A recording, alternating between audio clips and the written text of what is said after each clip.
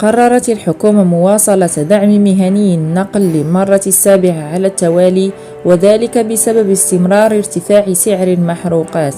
هذا وفي الوقت الذي يطالب فيه المهنيون بالرفع من مبلغ الدعم ومنحه للسائقين المهنيين عوض مالكي العربات، وكذا في ظل صدور تقارير رسمية تتهم شركات المحروقات بالتوطؤ للإبقاء على ارتفاع الأسعار وتحقيق هوامش ربح كبيرة.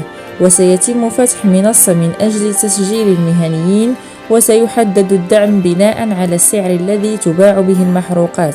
وكانت الحكومة قد أعلنت نهاية شهر مارس الماضي عن انطلاق عملية تقديم الدعم الاستثنائي المخصص لمهنيي قطاع النقل الطرقي، ستستفيد منه فئات مهنية مختلفة، وسيخصص لنحو 180 ألف عربة، غير أن هذا الدعم تم بناؤه على أساس سعر الغازوال لا يتعدى 13 درهم.